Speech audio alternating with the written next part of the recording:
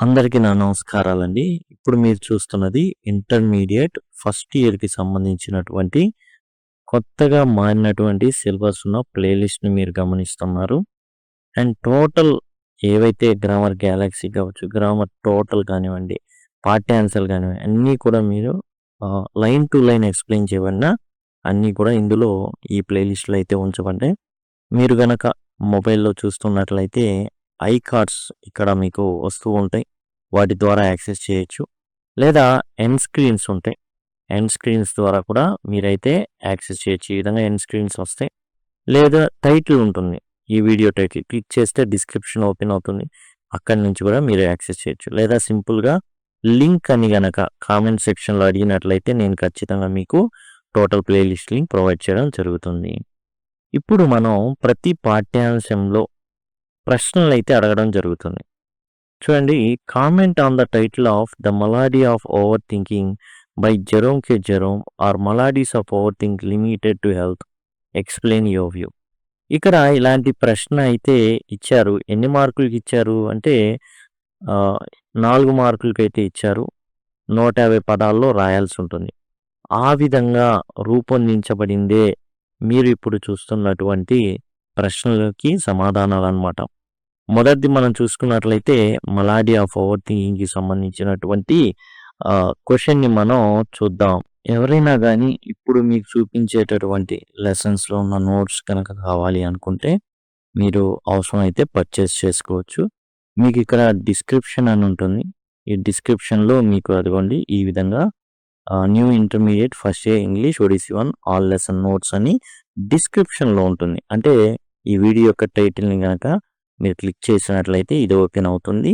ఈ విధంగా ఉంటుంది డిస్క్రిప్షన్‌లో. మీరు ఇది క్లిక్ చేయంగానే మీకొచ్చేసి టోటల్‌గా ఏదైతే ఉందో ఇది కనబడడం జరుగుతుంది. బై నౌ ద్వారా మీరైతే కొనొచ్చు. మీ మెయిల్‌కి ఈ పీడిఎఫ్ అనేది లింక్ వస్తుంది. అక్కడి నుంచి డౌన్లోడ్ చేసుకోవచ్చు. మలాడీ ఆఫ్ ఓవర్ థింకింగ్. మలాడీ అంటే జబ్బు అన్నమాట. ఓవర్ థింకింగ్ అంటే అతిగా ఆలోచించడం. అతిగా ఆలోచించేటటువంటి జబ్బు. ఇది రాసింది Jerome K Jerome was a famous English writer. Jerome K Jerome famous English writer అన్నమాట ఈయన. He was known for his humorous writing style. చాలా నవ్వు తెప్పించేటటువంటి రాసేటటువంటి శైలి అనేది జెరోమ్ కే జెరోమ్‌కుంది. His most popular book 3 men in a boat. ఇతని యొక్క ప్రసిద్ధ రచన ఏదైనా ఉంది అంటే అది 3 మెన్ ఇన్ ఏ బోట్. వీళ్ళతో పాటు ఒక కుక్క కూడా ఉంటుంది. ఇది ఒక కామెడీ టేల్. అందులో భాగమే ఇప్పుడు మనం చదవబోయేటటువంటి malady of over thinking. Jerome's writing is characterised by wit. అంటే చాలా తెలివిగా ఉంటుంది. సెటైర్ వ్యంగ్యంగా ఉంటుంది. Clever observations of human nature. మనిషి యొక్క సహజ స్థితిని, అతని స్వభావాన్ని అతను చాలా నిశితంగా పరిశీలించి రాయడం అయితే జరుగుతుంది. ఈ మలాడీ ఆఫ్ ఓవర్ థింకింగ్‌లో చూసుకున్నట్లయితే పెద్దగా విచిత్రం ఏం లేదు. ఇందులో సహజంగా ఇప్పుడు ఇంటర్నెట్ సెర్చ్ ఎక్కువైపోయిన తర్వాత గూగుల్ సెర్చ్ అనేది చాలామందికి ఈ మలాడీ ఆఫ్ ఓవర్ థింకింగ్ ఉంది. అతిగా ఆలోచించడం. ఖాళీగా ఎవరైనా ఉన్నారు అంటే టీవీ ముందు కూర్చుంటే రకరకాల జబ్బులు కొన్ని ఛానల్స్ హెల్త్ ఛానల్స్ కూడా ఉన్నాయి. అవి చూసినప్పుడు అన్ని జబ్బులు తమకే ఉన్నాయని భ్రమ చెందుతూ ఉంటారు కాబట్టి ఎప్పుడూ రాసిన దీన్ని మరలా తెరపైకి తేవడం అయితే జరిగింది. The narrator went to British museum to read about hey fever. ఈ నేరేటర్ ఎవరైతే ఉన్నారో జెరోమ్ కే జెరోమ్ ఒకసారి బ్రిటిష్ మ్యూజియంకి వెళ్తాడు. అక్కడ రోగాల పుస్తకాన్ని చూస్తాడు. సరే హే ఫీవర్ గురించి చూద్దాం ఏమని ఉందో అనేసి తీస్తాడనమాట. హే ఫీవర్ అంటే దుమ్ముగా ఉండే ప్రాంతాల్లో గనక తిరిగితే వాళ్ళకి తుమ్ముల మీద తుమ్ములు వస్తుంటాయి, దగ్గుతుంటారు, జ్వరం వచ్చేస్తుంది. అది హే ఫీవర్. దాని గురించి తెలుసుకుందామని తానైతే పుస్తకం తీస్తాడు. But he ended up reading about many diseases. Hey fever గురించి తీయంగానే తీస్తాడు, బాగానే ఉంది. ఇక ఆ విషయం గురించి మర్చిపోయి అన్ని రకాల రోగాలు ఏగ్యూ నుంచి చివర్లో ఉన్న జీ అంటారే అక్కడ దాకా టోటల్ అన్ని రకాల రోగాల గురించి చదువుతాడు. యాజ్ ఈ red symptoms of each disease, ప్రతి వ్యాధి యొక్క సిమ్టమ్స్ లక్షణాలు అతను చదివిన తర్వాత he began to believe that he had all of them. అన్ని రోగాలు తనకే ఉన్నట్టు భావిస్తాడు. టైఫాయిడ్ ఉందని అనుకుంటాడు, కలరా ఉందని అనుకుంటాడు, గౌట్ కీళ్ళ రోగం, కీళ్ళ వాతం ఉందని భావిస్తాడు, డిఫ్టీరియా అండ్ మోర్. అక్కడ చదివిన అన్ని రోగాలు తనకున్నట్టుగా భావిస్తాడు. ప్రతి లక్షణం కూడా మ్యాచ్ అవుతా ఉంటుంది.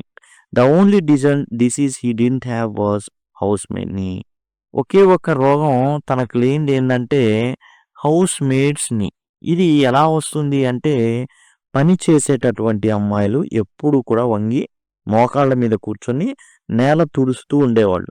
ఇంకా చెప్పాలంటే ఒక 10-12 గంటలు వాళ్ళకి అదే పని.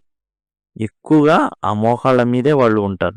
దాంతో ఆ మోకాళ్ళ భాగంలో ఏమవుతుంది అంటే ఉబ్బిపోతుంది. కాయడం కాదు, ఉబ్బిపోతుంది. ఆ లీక్ అయ్యి అక్కడ ఉన్నటువంటి ఏదైతే అంటే అంత కఠినంగా వెట్టి చాకిరి చేయించుకునేవాళ్ళు. అలాంటి వాళ్ళకి ఆ మోకాలు ఉబ్బిపోయి వాస్తుంది. అదే హౌస్ మేడ్స్ని. పాపం ఇతని కాలు చూసుకుంటే వాసి లేదుగా, కాబట్టి హౌస్ మేడ్స్ని నాకు లేదురా, అన్ని రోగాలు ఉన్నాయని జ్వరంకే జ్వరం భావించడం జరుగుతుంది. It made him feel strangely left out. అరే అది మాత్రమే ఎందుకు లేదు, ఒక్క హౌస్ మేడ్ నీకే నేను ఏ అన్యాయం చేశా, అది కూడా ఉండొచ్చు కదా అని జ్వరంకే జ్వరం ఫీల్ అవుతాడు అన్నట్టు. పేరు కూడా చూడండి, జ్వరానికే జ్వరం లాగుంది, జ్వరానికే జ్వరం తెప్పించేలాగుంది పేరు కూడా. ఈ imagine himself to be rare. తన్ను తాను ఒక ప్రత్యేక వ్యక్తిగా భావించడం మొదలుపెట్టాడు. Interesting medical case. అంతేకాదు వైద్య పరిభాషలోనే ఒక అద్భుతం తాను. ఎందుకంటే అన్ని రోగాల పుట్ట. ఈ thought he could help medical students just by being study. ఒక మెడికల్ స్టూడెంట్ 100 రోగాలు ఉన్నటువంటి 100 రోగుల దగ్గరికి వెళ్ళి నేర్చుకునేది కేవలం తన దగ్గరకు వస్తే చాలు నేర్చేసుకుంటాడు అనేటటువంటి సుపీరియారిటీ ఫీల్ అవ్వడం మొదలుపెట్టాడు. జ్వరం వాజ్ వరీడ్. పాపం జ్వరంకి పాపం బాధ కూడా అనిపించిందండి. He examine himself. తను తాను పరీక్షించుకున్నాడు. ఎట్లా, పల్స్ ఎంత ఉంది, గుండె ఎన్నిసార్లు కొట్టుకుంటుంది, నాడి సరిగ్గా ఆడుతుందా లేదా, ఇలాంటివన్నీ హార్ట్ టంగ్ అన్నీ గుండెకేసి గుద్దుకొని నాలుగు చూసుకొని నాలుగు ఎర్రగుంది కాబట్టి స్కాలెట్ ఫీవర్ వచ్చేసింది. ఈ స్కాలెట్ ఫీవర్లో నాలుక ఎర్రగా అయిపోయింది అనమాట. కాబట్టి ఈ convince himself he had scarlet fever too. ఏ రోగం వదలట్లా పాపం, అన్ని రోగాలు తనకే ఉన్నట్టు భావిస్తున్నాడు. Feeling like a dying man he visited his doctor. తన ఫ్రెండే డాక్టర్. వెంటనే ఏం చేశాడంటే ఆ డాక్టర్ గారిని సంప్రదించాడు. అతని స్నేహితుడు. He explain everything. ఇక డాక్టర్ గారు అంది కాదండి ఎక్స్ప్లెయిన్ చేసింది, మన జ్వరం ఎక్స్ప్లెయిన్ చేశాడు డాక్టర్ గారికి. Saying he had every disease except house మేడ్స్ని. నేను లక్షణాలు చెప్పనా, నువ్వు రోగాల పేర్లు చెప్తే మ్యాచ్ చేయనా అని ముందే కన్ఫ్యూజ్ చేశాడు. ఇవన్నీ ఎందుకులే, నేను మొత్తం చెప్తే ఏం జరిగిందో నువ్వు చచ్చిపోతావు, నువ్వు చచ్చిపోను కూడా చచ్చిపోతావు. ఫ్రెండ్తో మాట్లాడుతున్నాడు డాక్టర్ అతను. కాబట్టి నాకు ఏది లేదో చెప్తా, నువ్వు వైద్యం చేయి అని చెప్పడం మొదలుపెట్టాడు. నాకు హౌస్ మేట్స్ని లేదు. The doctor examine him casually. మామూలుగా క్యాజువల్గా ఎగ్జామిన్ చేశాడు. గుండె ఎంత కొట్టుకుంటుంది, నాడిని పరిశీలించాడు అండ్ ఒక మందుల చీటీని రాయడం అయితే జరిగింది. The narrator took it to a chemist. ఇతను ఏం చేశాడు, మందుల షాప్లో మందులు అమ్మేటటువంటి వ్యక్తిని కెమిస్ట్ అంటారు. మీరు మందుల షాప్ని చూస్తే అక్కడే పైన కెమిస్ట్ అండ్ డ్రగ్గిస్ట్ అని రాసి ఉంటుందన్నమాట. The chemist said he did not deal in such things. Chemist చూసి ఇవన్నీ మేము అమ్మవయ్యా, అమ్మవు. ఎందుకు అమ్మవు, ఈ మందులు డాక్టర్ గారు రాశాడు, నువ్వు ఇవ్వాల్సిందే అన్నాడు. జ్వరంకే జ్వరం. The prescription was simple. అయితే అయ్యా మేము ఏ కూరగాయల కొట్టో హోటల్లో అయితే మాత్రమే నీకు ఇవ్వగలం ఇవి, లేకపోతే మేము ఇవ్వలేం బాబు అని చెప్పేశాడు చాలా మర్యాదగా ఆ కెమిస్ట్ అండ్ డ్రగ్గిస్ట్. అంటే సింపుల్గా మందుల షాపు వ్యక్తి అన్నమాట. Eat fruit salad. అందులో ఏముంది, అరే ఫ్రూట్ సలాడ్ తిను అంటే రకరకాల పండ్లు కోసి ఇస్తే ఫ్రూట్ సలాడ్ అవుతుంది. అది పండ్లు తిను, మన భాషలో పళ్ళు తినంటారు. ఏ కాలపు పళ్ళు, ఏ కాలపు ఫ్రూట్స్, మళ్ళీ పళ్ళు అంటే నోట్లో పళ్ళు అనుకునేరు. ఏ కాలపు కాయలు ఆ కాలంలో తినాలి. డ్రింక్ వాటర్, నీళ్లు బాగా తాగాలి. వాక్ డైలీ, నడవాలి. స్లీప్ ఎర్లీ, తొందరగానే నిద్రపోవాలి. And stop reading about diseases. ఇంకో సూచన ఏంటంటే నువ్వు రోగాల గురించి చదవడం మానేయి. The narrator followed these and recover. పాప నేరేటర్ జ్వరంకి జ్వరం ఏం చేశాడు, ఫాలో అయ్యాడని. ఫాలో అయ్యి అన్నిటి నుంచి ఏమయ్యాడు? విముక్తి అయితే పొందాడు. He ends by saying he always had a deep dislike for work and people mistake it for laziness.